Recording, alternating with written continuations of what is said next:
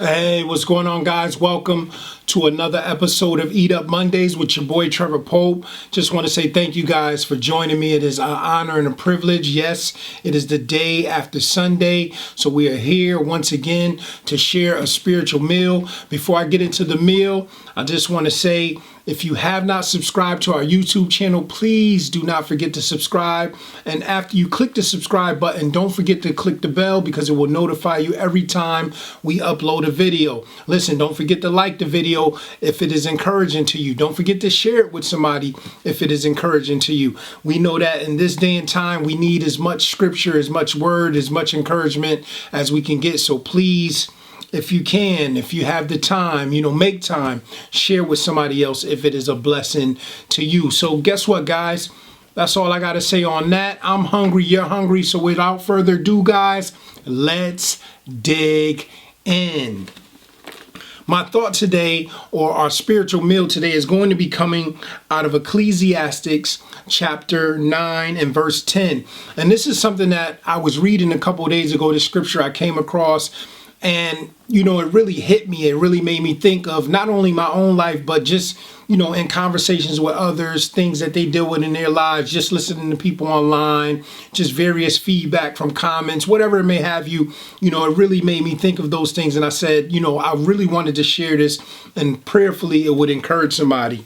Ecclesiastes 9 and 10 says, "Whatsoever thy hand findeth to do," whatever it is that your hand findeth to do, whatever it is that you believe that this is meant for you to do, this is what I'm called to do, this is what I was born to do, whatever it is you're doing, it says, whatever your hand findeth to do, do it with thy might. So do it with all your might, your strength, your power, everything. It says, "For there is no work, nor device, nor knowledge, nor wisdom in the grave, whither thou goest." So there's a couple of things that this scripture speaks to us when we read it. And the first thing it says is, whatever it is that you're going to do, whatever it is you feel that God has called you to do, or you were born to do, whatever goal it is that you have, that when you dive into that goal, you should do it with all your might, with all your strength. And that's super powerful. It's super true, because many of us that's been living long enough that have taken on any types of endeavors, any types of projects,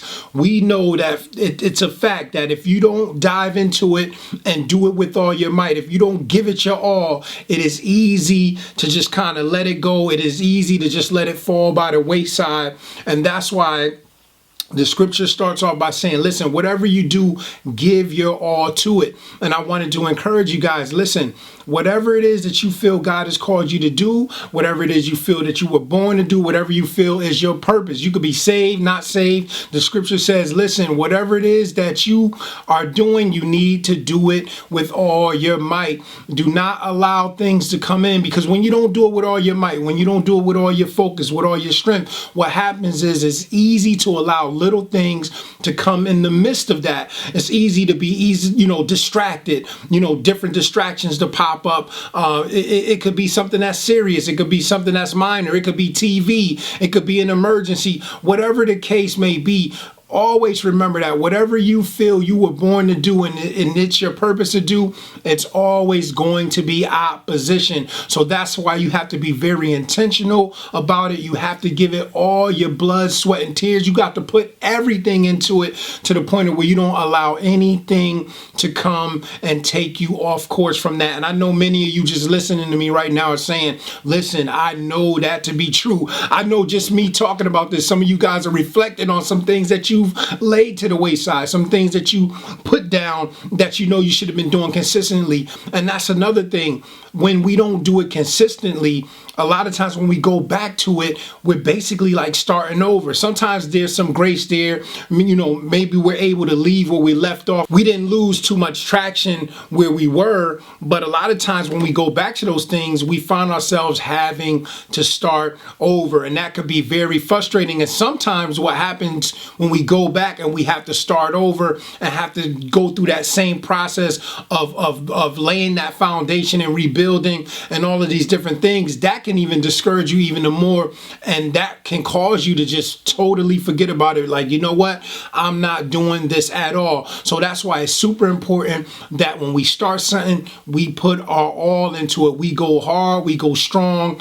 And then that way we guarantee ourselves the opportunity to not only get it done, but to finish it. And the last thing that the scripture says that I think is even more important, after it tells us that we should be doing it with all our might, it says, for there is no work, nor device, nor knowledge, nor wisdom in the grave whither thou goest. So what is the second part of that scripture saying? Listen, we all are going to die. That's something that we are promised. So what it is saying is that, listen, you will not get another opportunity after you are dead and gone, which is obvious, but it's like a wake-up call. It's like saying, listen, you don't know the day that you're going to pass away. You don't know when you're going to die. In other words, you don't know how much time you have to get done the thing that you believe that God has called you to do or placed you on this earth to do. So what is the scripture saying? It's saying, do it strong, do it with all your might, and don't be procrastinating. Don't waste time doing it, because you just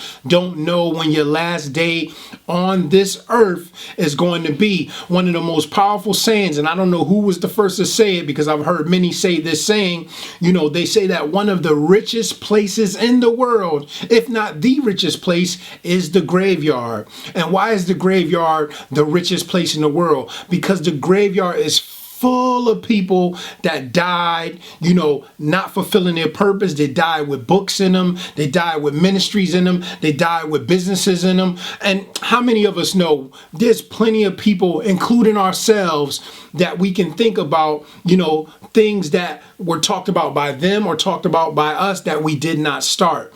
And a lot of times when you don't start it, or if you started it and didn't finish it, how many know if you passed away today, that was value to somebody. That was something that God gave you to be valuable here on the earth, to be a blessing to somebody else. So if you die with that and nobody gets the opportunity to experience that, then you're just taking wealth to the grave. You're just robbing somebody else, because really that wealth really belonged to somebody else, because it was really supposed to be a blessing to them. So you rob them, and also rob yourself of having the opportunity to leave something here valuable for others. And that's why we were born.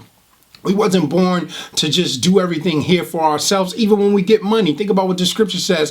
When we work and we're able to make money, it's just not for ourselves. It's to help those that are in need, those that are less fortunate. That's what this thing is about. This life isn't just about us. It's about helping others. It's about showing the love of God, doing something for other people the same way God did for us when we didn't deserve it. When God didn't have to send his only begotten son to die for us because we didn't deserve it, but he sent him to die for us for something that we did, showing how much he loved us and showing the importance of giving, because he gave his only begotten son. So when we do the things that we are called to do, the purpose that we feel we were supposed to fulfill here on the earth, how many know we are giving that? We are leaving that here to be a blessing to somebody else. We're doing that now to be a blessing to somebody else. So I just wanted to encourage you guys, whatever it is you were born to do, called to do it with all your might, and do it before it's too late. Know that I love you guys, and until the next time we share a beautiful spiritual meal together,